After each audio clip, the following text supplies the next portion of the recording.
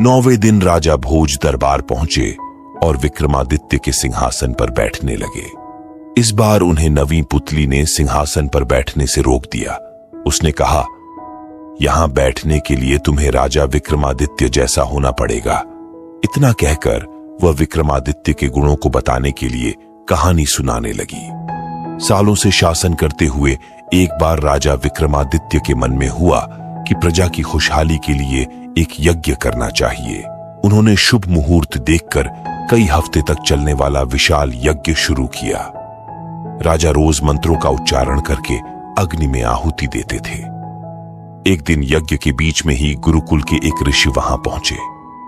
उन्हें देखकर राजा विक्रमादित्य उठकर उन्हें नमस्कार करना चाहते थे, लेकिन यज्ञ की वजह से वो ऐसा नहीं कर पाए।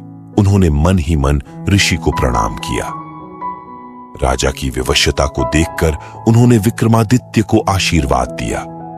कुछ देर बाद यज्ञ खत्म होने पर राजा ने ऋषि को दोबारा प्रणाम किया और आने का कारण पूछा। ऋषि ने बताया, मेरे 8 शिष्यों का जीवन खतरे में पड़ गया है। वो लकड़ी लेने के लिए जंगल गए थे और तभी वहां 2 राक्षस आए और उन सभी को पकड़कर पहाड़ी की ऊंचाई पर ले गए। शिष्यों को ढूंढते हुए जब मैं वहां पहुंचा तो राक्षस ने बताया कि उन्हें मां काली के समक्ष बलि के लिए तंदुरुस्त क्षत्रिय चाहिए थे, इसलिए उनके शिष्यों को पकड़ा है। साथ ही राक्षसों ने चेतावनी दी है कि अगर कोई वहां उन बालकों को छुड़ाने के लिए आया तो वो उन्हें पहाड़ी से फेंक देगा। हां, अगर कोई मोटा पुरुष बलि के लिए आएगा तो वो बच्चों को छोड़ देंगे। ऋषि की पूरी बात सुनने और उन्हें इस तरह परेशान देखकर राजा विक्रमादित्य ने उस पहाड़ पर जाने की इच्छा जाहिर की। राजा ने कहा, हे ऋषिवर, मैं क्षत्रिय और हट्टा कट्टा दोनों हूं। वहां जाकर मैं स्वयं मां की बलि बन जाऊंगा और आपके शिष्यों को राक्षस छोड़ देंगे। राजा की यह बात सुनकर ऋषि बहुत हैरान हुए। उन्होंने कहा, ऐसा नहीं हो सकता है। मैंने स्वयं को बलि बनाने का प्रस्ताव दिया था, लेकिन राक्षसों ने ठुकरा दिया। अब स्वयं राजा की बलि न तो राक्षस स्वीकार करेंगे और न मैं ऐसा होने दूंगा। कुछ बच्चों के लिए प्रजा के दाता की बलि चढ़ाना गलत है। ऋषि की किसी बात को राजा ने नहीं सुना और पहाड़ पर जाने की जिद करने लगे। आखिर में उन्होंने ऋषि से कहा, मान्यवर, राजा का धर्म होता है कि वो प्रजा की रक्षा करे, चाहे उसके लिए राजा को अपनी जान ही दांव पर क्यों न लगानी पड़े। राजा का हठ देखकर ऋषि उन्हें अपने साथ लेकर चले गए।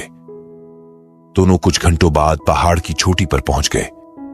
राक्षसों ने राजा विक्रमादित्य को देखकर पूछा, यहां आ तो गए हो, लेकिन शर्त के बारे में पता है ना? राजा ने जवाब दिया, हे राक्षस गण, मुझे सब पता है। मैं अपनी इच्छा से ही यहां आया हूं। अब जल्दी से सारे बच्चों को छोड़ दो। राजा विक्रमादित्य की बात सुनकर एक राक्षस सभी बच्चों को लेकर उन्हें पहाड़ी की चोटी से नीचे छोड़ आया। अब जीवन के अंतिम क्षण में राजा ने भगवान को याद किया और मां काली के आगे अपना सिर झुका दिया। तभी दूसरे राक्षस ने राजा विक्रमादित्य के सिर पर प्रहार करने के लिए अपनी तलवार उठाई, परंतु राजा थोड़े भी परेशान नहीं हुए और लगातार भगवान का नाम जपते रहे। तभी अचानक राक्षस ने अपने हाथों से अपनी तलवार को नीचे फेंक दिया। सिर न कटने पर राजा ने जब पीछे मुड़कर देखा तो वो हैरान हो गए। दोनों राक्षस बहुत सुंदर युवराज जैसे दिख रहे थे। उस समय पर्वत की पूरी चोटी चमकने लगी और वातावरण में फूलों की खुशबू फैल गई। राजा कुछ समझ नहीं पाए और आश्चर्य से उनकी तरफ देखने लगे। तब दोनों ने राजा को बताया कि वो इंद्र और वरुण देव हैं, जो उनकी परीक्षा लेने के लिए आए थे। दोनों देवों ने राजा विक्रमादित्य से कहा, हमने तुम्हारी बहुत तारीफ सुनी थी, इसलिए देखना चाहते थे कि तुम अपनी प्रजा के लिए क्या कुछ कर सकते हो। अपनी प्रजा के लिए जान दांव पर लगाने में तुम संकोच करोगे या नहीं? हे राजन, आपके अंदर प्रजा के लिए इतना प्रेम देखकर हम बहुत प्रसन्न हैं। इतना कहने के बाद दोनों देवों ने राजा विक्रमादित्य को आशीर्वाद दिया और अपने लोक चले गए। कहानी पूरी होते ही नवी पुतली मधुमालती ने राजा भोज से कहा कि अगर आपके अंदर भी ऐसे गुण हैं तो ही सिंहासन पर बैठने के लिए आगे बढ़ना, वरना इस बारे में कभी सोचना भी नहीं। इतना कहकर नवी पुतली वहां से उड़ गई। नवी पुतली की बात सुनकर राजा भोज सोच में पड़ गए और वहां से चले गए। कहानी से सीख, हिम्मत और साहस से हर परिस्थिति का सामना करना चाहिए। किसी को मुसीबत में अकेले छोड़ने की जगह उसे उससे बचाने की कोशिश की जानी चाहिए। हम आशा करते हैं कि आपको आज की वीडियो पसंद आई होगी।